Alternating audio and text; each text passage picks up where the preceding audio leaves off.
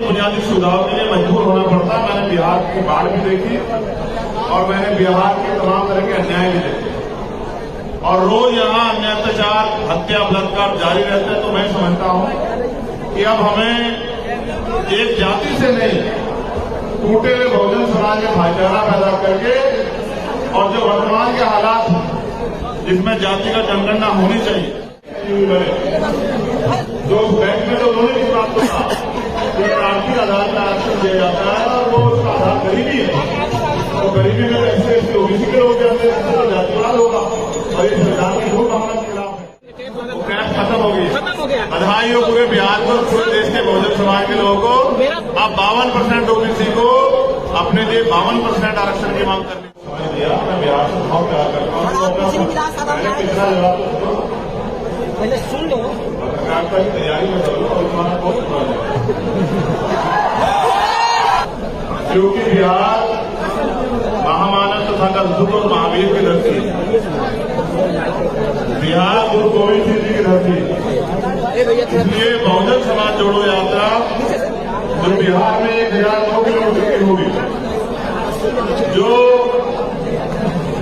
चंपारण से शुरू होकर कैमूर और पटना खत्म होगी और ये पूरी यात्रा पैदल यात्रा होगी। इस अवसर पे गांव-गांव हमारे साथी जाके हमारे प्रदेश अध्यक्ष दोनों, हमारे प्रभारी जी और तमाम जितने हमारे पार्टी और संगठन के वरिष्ठ नेता उनके नेतृत्व में पिछले 7-8 साल की केंद्र की सरकार और यहाँ की सरकारों के राज में जो अन्याय अत्याचार हुआ है उसको आम जनमानस तक पहुंचाने का काम करेगी और अपने लोगों को होशियार करेगी। क्योंकि ये लोकतांत्रिक देश है और इस देश में आज भी हमें तमाम तरह की बुनियादी सुविधाओं के लिए मजबूर होना पड़ता। मैंने बिहार की बाढ़ भी देखी और मैंने बिहार के तमाम तरह के अन्याय भी देखे और रोज यहाँ अन्य अत्याचार, हत्या, बलात्कार जारी रहते हैं। तो मैं समझता हूँ कि अब हमें एक जाति से नहीं, टूटे हुए बहुजन समाज में भाईचारा पैदा करके और जो वर्तमान के हालात जिसमें जाति का जनगणना होनी चाहिए, जिसमें जिसकी इतनी संख्या भारी, उस हिसाब से हिस्सेदारी के हिसाब से जो है 100% आरक्षण लागू होना चाहिए। रोटी, कपड़ा, मकान के साथ एजुकेशन और हेल्थ और सभी के लिए रोजगार की व्यवस्था होनी चाहिए। महिला सुरक्षा तमाम मुद्दे रहेंगे। मीडिया के साथियों भी इतना ही आज के अवसर पर मैं कहूंगा कि हमारे तमाम कार्यकर्ताओं ने मेहनत करके इस यात्रा की शुरुआत कर रहे हैं 2 फरवरी में। ये यात्रा 6 फरवरी से शुरू होगी और उसके बाद 31 दिन की यात्रा, उसके बाद पूरे देश में हम लोग यात्रा जो है निकालेंगे। क्योंकि अब समय आ गया कि बहुजन समाज अपने पैरों पर खड़ा हो और मुझे विश्वास है कि अब बहुजन समाज अपने राज्य की तरफ बढ़ेगा। बहुजनों का अपना राज, बहुजन समाज की बात जो है आज बिहार की क्रांतिकारी धरती से कर रहे हैं। इस यात्रा के बाद जो आंदोलन शुरू होंगे उससे इस देश में बहुजन समाज के लोगों का राज है। सर, बिहार में आपकी दूसरी दौरा है 1 महीने में। मुख्यमंत्री नीतीश कुमार से भी मिले हैं। यहाँ पर बिहार में 3 दलितों की पार्टी है, चिराग पासवान की, जीतनराम मांझी की। तो फिर आपको क्यों प्राथमिकता देगी दलित समाज? बिल्कुल नहीं देनी चाहिए। काम को प्राथमिकता मिलती है। मैं समझता हूं कि हमारा काम, हमारी पहचान, ये जो लोग यहाँ बैठे हैं ये अपने आप तय करेंगे कि वो किसको प्राथमिकता देने वाले हैं। क्योंकि वो जानते हैं कि अगर कहीं भी अन्याय होता है तो भीम आर्मी और आजाद समाज पार्टी खड़ी होती है, बाकी लोग अपने निजी स्वार्थ में घर बैठे रहते हैं। यहाँ भी दलितों की खाल खींची जा रही है और जिन नेताओं की बात इस पार्टी की आप करें उनसे पूछे कभी उनका तो पूछा भी है।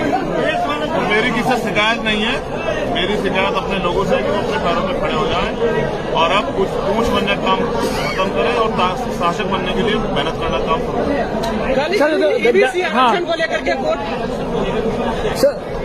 मैंने कल ही अपनी बात रखी।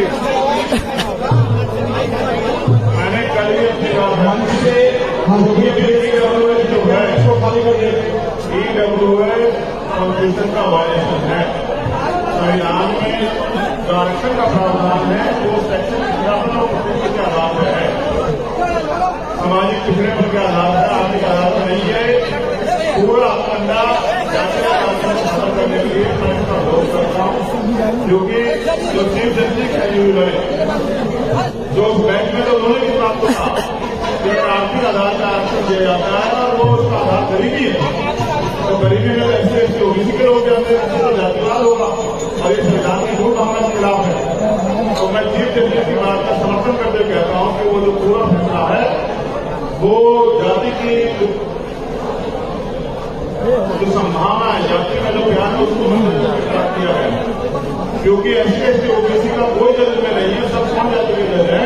तो मुझे उम्मीद नहीं कि जब तक all India judicial service commission नहीं बनेगा तो जब सिस्टम रहेगा तो हमारे हिंदू सुप्रीम कोर्ट भाई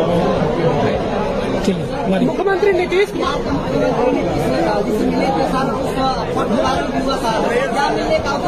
सर इंदिरा साहनी मुझे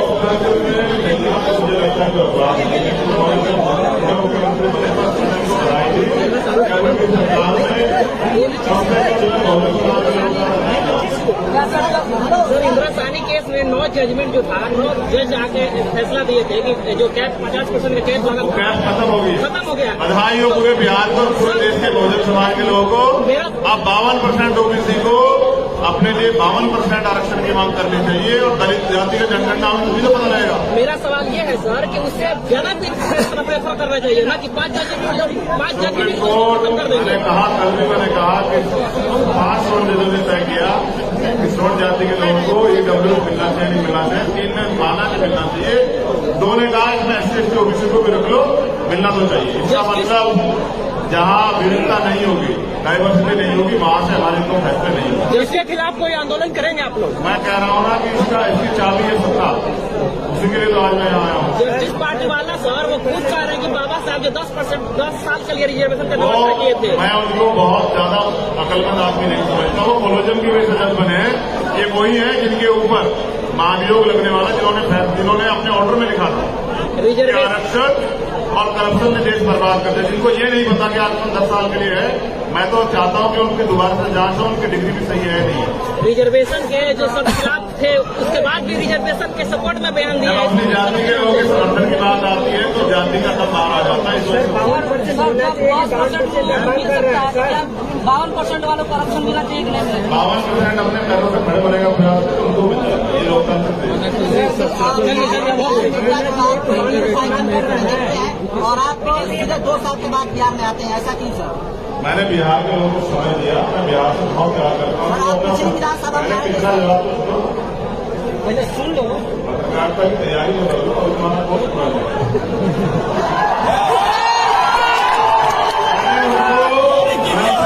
नहीं और ना ही मेरा चुनाव। मैंने उनको समय दिया कि वो तैयार हो जाए, संगठन बनाया, उन्होंने संगठन काम बड़े पैमाने पर तैयार कर दिया है। जब संगठन होगा तो मेरा काम है उनको गाइड करना, मैं उनको गाइड करने के लिए आ रहा हूं। और ये बताओ, अगर मैं यहाँ नहीं आता वो तो आते दिल्ली, अगर यहाँ के नौजवान दिल्ली जाकर उससे बात करें तो इससे तुम्हें परेशानी नहीं। चलिए मैं इस मिट्टी में पक गया, मैं राजा का बेटा नहीं, मैं संघर्ष करके यहाँ तक पहुंचा और मैं जानता हूँ। और ये पैसे में लाए गए लोग नहीं है, ये वो लोग हैं जो मेरे लिए अपनी जान भी उछाल कर सकते हैं और करते हैं। खतरा अगर इस अधिकारों की लड़ाई में खत्म हो जाता है या मेरा बलिदान भी जाता है तो भी मुझे कोई कर नहीं। मेरा काम है पूरे देश में पूरे समाज को जागरूक करूं। आज नेता घर से निकलने में नहीं, बीमार में भी हैं। आज अगर दलितों के मुद्दों में, पिछड़ों के मुद्दे के, आदिवासियों के मुद्दों पर चर्चा होती है, बगल में जो बीमार में भी उनकी देन है जो ना फल देखते, ना बाप देखते, ना धूप देखते, ना दिन देखते, ना रात देखते, ना बारिश देखते, ना साधन देखते, और जो आज के हजारों संख्या में जेल काट रहे हैं, तब मैं बीमार निकालता हूँ। मैं क्यों और मुझे गर्व है कि मैं इनमें से एक हूँ जो वहां सामने बैठे हैं और मैं इनमें इनके जैसा ही रहने चुनाव पा रहा हूँ।